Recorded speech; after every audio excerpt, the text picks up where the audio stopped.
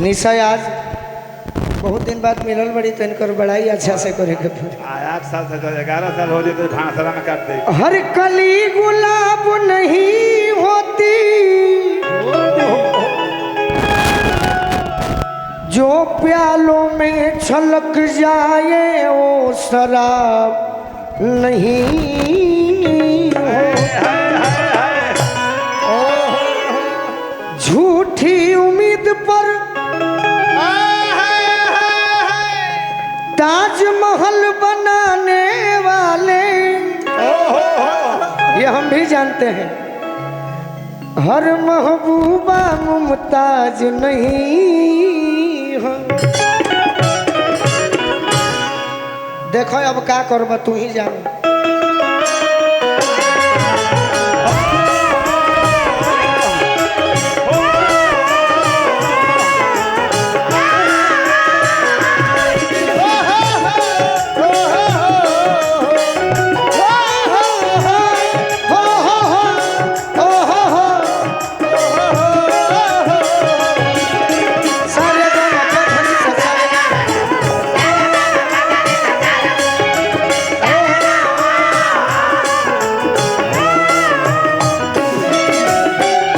अगर आप लोग का मन होगा तो ये गाना हम सुना दें।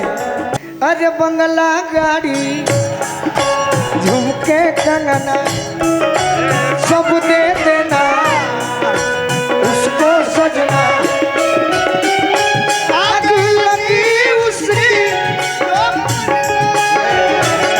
आग लगी उसकी जो मन को दिल मत देना मेरी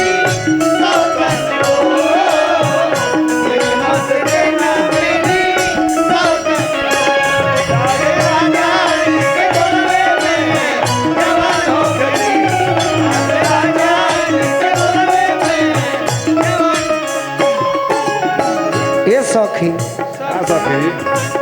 राजा जी के ओठवा में ओठ जो बसोती हो। अच्छा इसमें कोई खराब लाइन हम गा रहे हैं? कुछ खराब है नहीं है तो हम तो दुनिया की बात बता रहे हैं जो आपकी पत्नी दुनियादारी हमारी भी पत्नी कहेगी। सही कि राजा जी के ओठवा में अरे उठ जाओ तब का हुई। अरे भुक भुक बोरी हमारा दिलवा के बोती,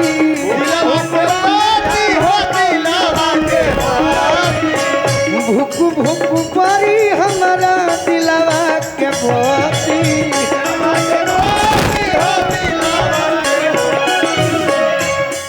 रात भर लभ के दरियावे में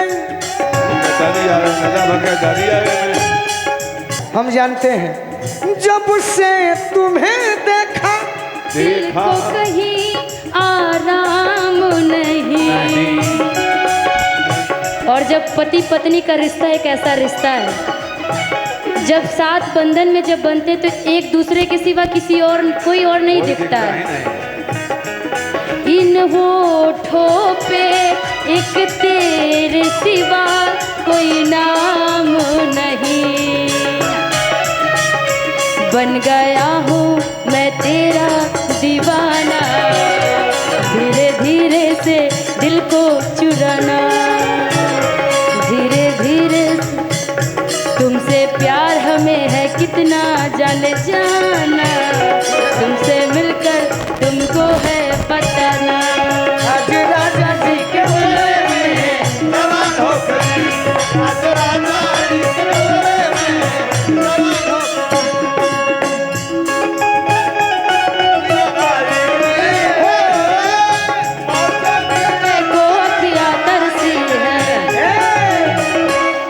जानती हो कौन सा लय बजाए हैं? साजन मेरा उस पार है। गाइए ना एक लाइन गाइए। साजन मेरा उस पार है, मिलने को दिल बेकरार है। और लोग चाहते हैं कि मजा आए तो इसमें हम मजा दे रहे हैं, कोई बुरा ना मानेगा। लड़की कह रही है क्या? निशा क्या कह रही है? कि साजन मेरा इस पार है, आजा नहीं तो दूसरा भी तैयार है।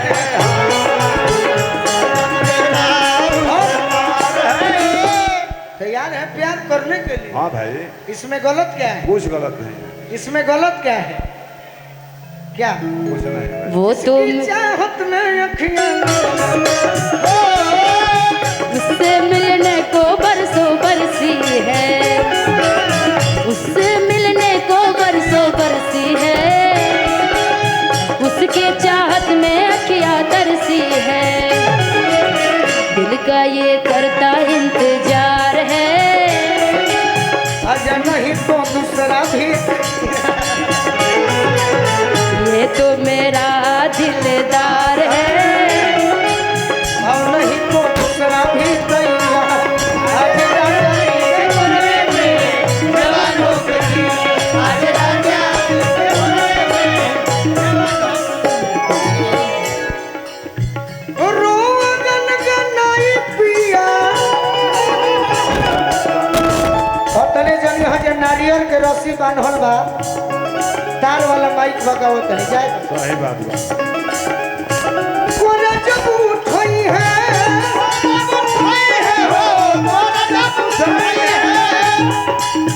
ठाकुर मनोज हमार जिया जुड़ई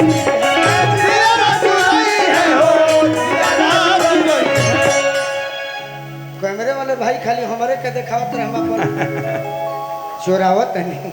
ना चलावे के देखिए। तनी श्रोता के भी दिखाइए, जो मेन कैमरा वाले भाई हैं हमारे श्रोता भगवान को भी दिखाइए। खाली आप मेरा धोती दिखा रहे हैं पागल कहीं। हाँ इधर दिखाइए। गोलू राजा के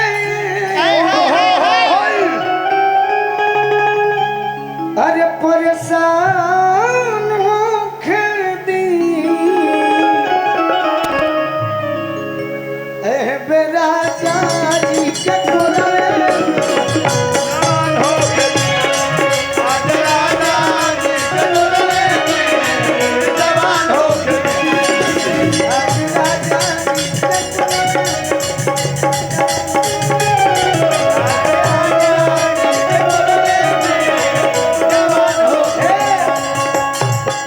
नाचे गावे तुरे तांग ओकर दुनिया रखे, ओकरे राखे दुनिया मान। निशा तारा तो डांस होइबे करेला। हम एगो देखाई हाँ के हमार डांस देखी 1 मिनट खातिर।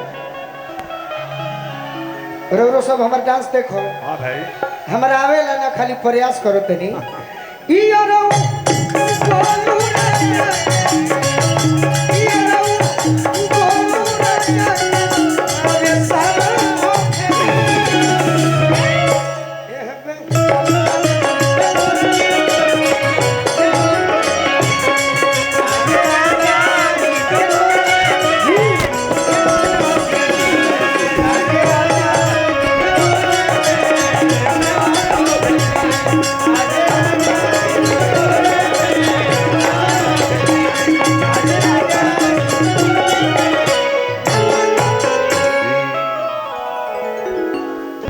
हेलो। अच्छा लगा हो तो एक बार ताली बजाकर मुझे आशीर्वाद दीजिए, क्योंकि मैं एगो मंत्री जी के एगो पूर्वी सुना था।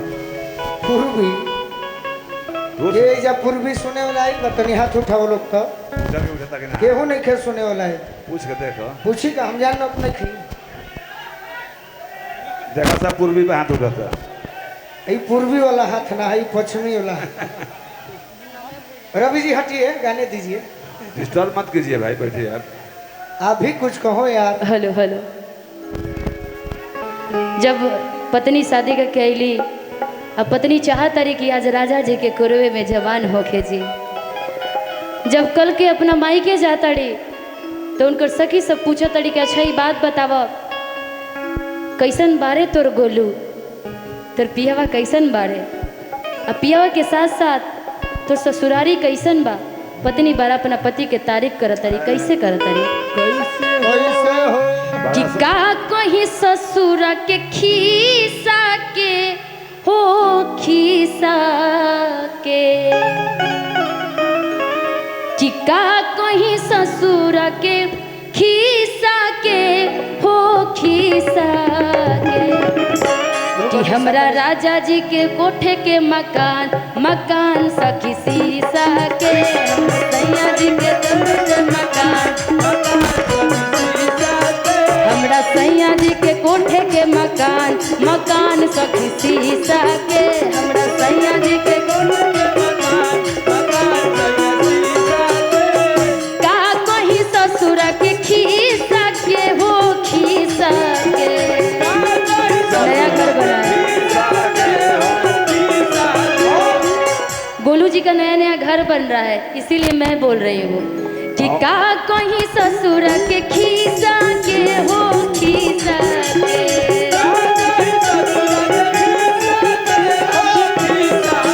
हमरा गोलू जी के दू गो मकान सखी सीसा के हमरा गोलू जी के दू गो मकान सखी सीसा के।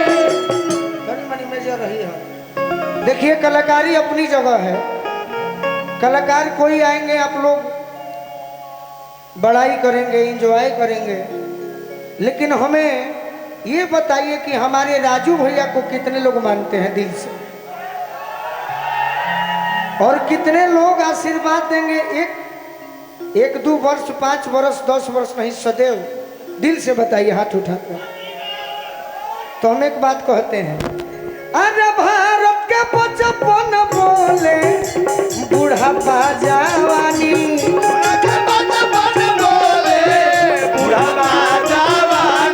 मोदी मोदी घर घर बोली सारा हिंदुस्तानी, मोदी मोदी घर घर बोली सारा हिंदुस्तानी।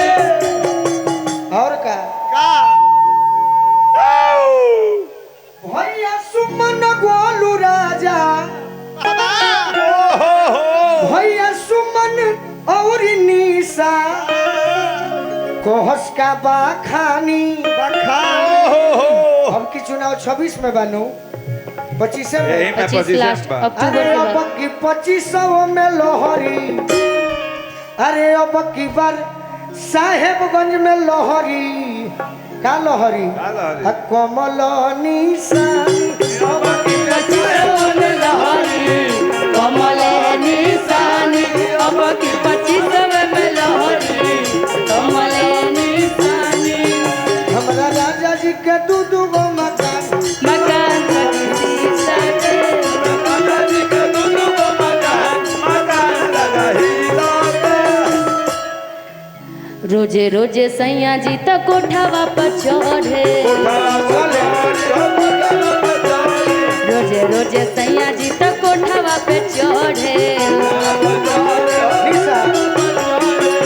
अच्छा एक बात बताइए, दुनिया में हमारे बिहार नहीं पूरे भारत की बात कर रहा हूँ, ध्यान से सुनिएगा। हम कलाकार हैं और ऐसा भी नहीं है कि कलाकार हैं तो राजू भैया को खुश करने के लिए, इनके समर्थकों को खुश करने के लिए हम ये गाना गा रहे हैं कि मोदी मोदी घर घर बोली सारा हिंदुस्तानी।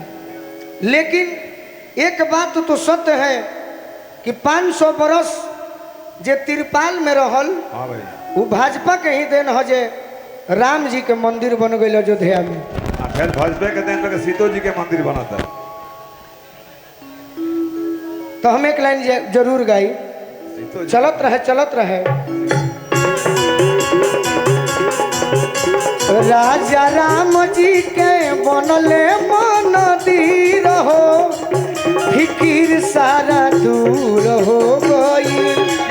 राजा राम जी के बनले मंदिर हो, फिकीर सारा दूर हो गई। कि 500 साल तिरपाल में जे रहल, अब बन गईले देखी अब उनहू के महल।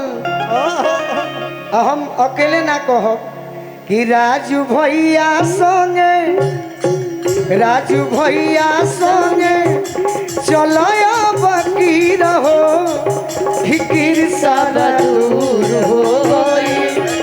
राजू भैया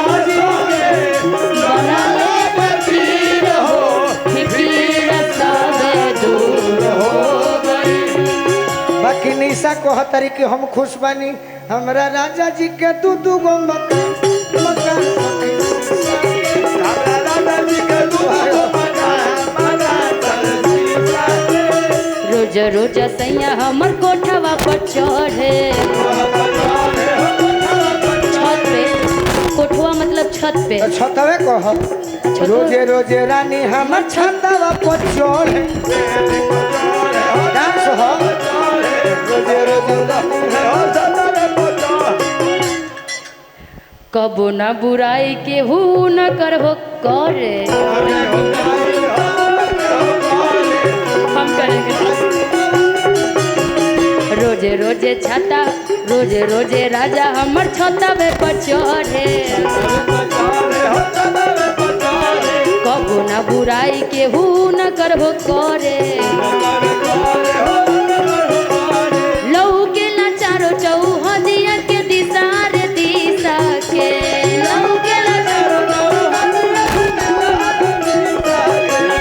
लहू के ला चारो चौहदिया के दिशा रे दिशा के, हाँ दिशा, हाँ दिशा। हमरा गोलू जी के दू दू गो मकान चकी दिशा के, हमरा राजा जी के दू दू गो मकान चकी दिशा के, हमरा राजा जी के दू दू गो मकान चकी दिशा के।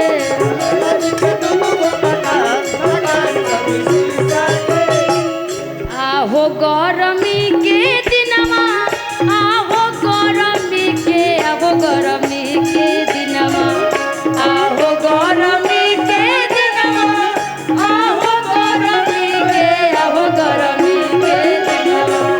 टप टप चुवता पसनमा, आहो गरमी के दिनमा, टप टप चुवता पसनमा, आहो गरमी के दिनमा।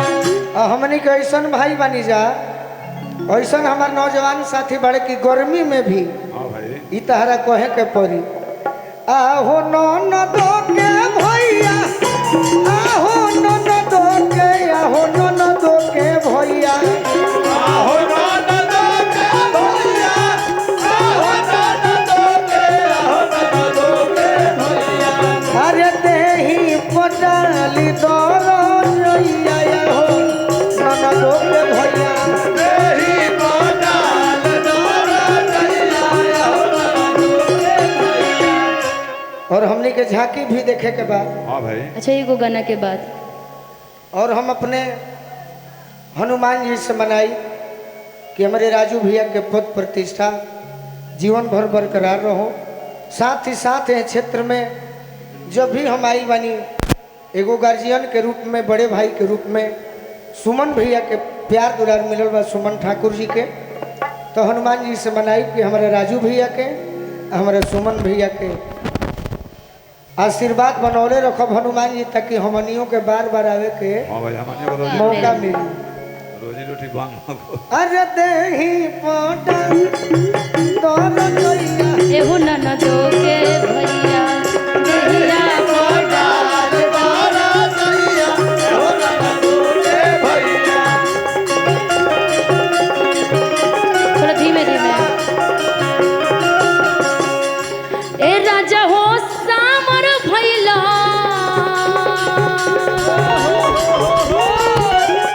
ए राजा हो सामर भैला बालू के कमाई में, ए राजा हो सामर भैला बालू के कमाई से, झरिया से भिलाई में। ए राजा हो सामर भैला बालू के कमाई से, झरिया से भिलाई। अरे पागल, बालू के कमाई मुजफ्फरपुर जिला में ना कहल जाला, का कहल जाला, चलत रहत तनी। राजा हो सावर भइलो अरे लीची के कमाई से मुजफ्फरपुर में जाई के ना। ए राजा हो सावर भइला लीची के कमाई, झरिया हम भूल गए मुजफ्फरपुर के बगल में जेबू तो हाजीपुर बा। हाजीपुर के केला। कि भइला पैसा वाला अरे केरा बेचवाई के। हाजीपुर के केला मुजफ्फरपुर के लीची फेमस है से कहते हैं। मुजफ्फरपुर में जाई के लीची के तुराई में यदि आरा जिला में जइबू चलते रहिए चलते रहिए। एने कोइलवर चल जइबू ओने बालू आ आलू दोनों ओने बालू में तब कही हो जौन कह तरू कि कह। रहल 3 बरस कलकत्ता देख के लहू के बाता बाता रहल। गलती यहाँ पे चेंज कलकत्ता ना हाँ कि रहल 3 बरस तू पारू पाड़ू अतहर तोड़ पेली मेहरारू। हाँ ये भी चल जाएगा कि रहल 3 बरस तू पारू घर में तर बेली मेहरारू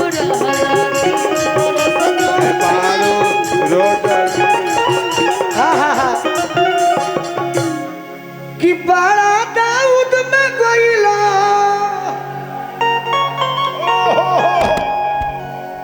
अरे राजू से यारी पाई के अरे लीची के कमाई से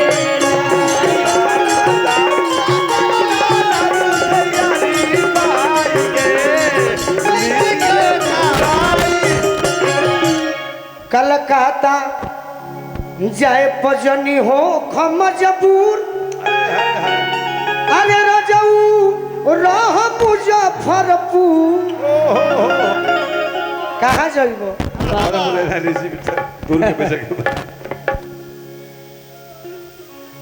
कि जदू देखो एक और लाइन बना देता नहीं कि राजद छोड़ के खुश हो जाया अरे भाजपा में जाई के अरे लीची के का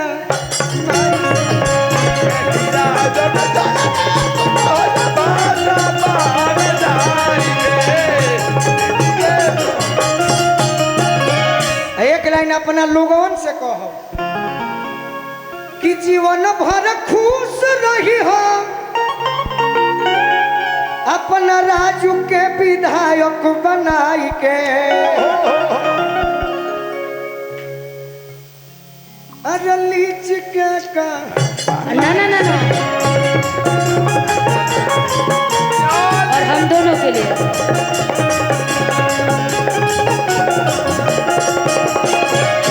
कि गोलू बात कहेले कि निशा बात कहेली तोहरे ई भलाई के लीची के कमाई के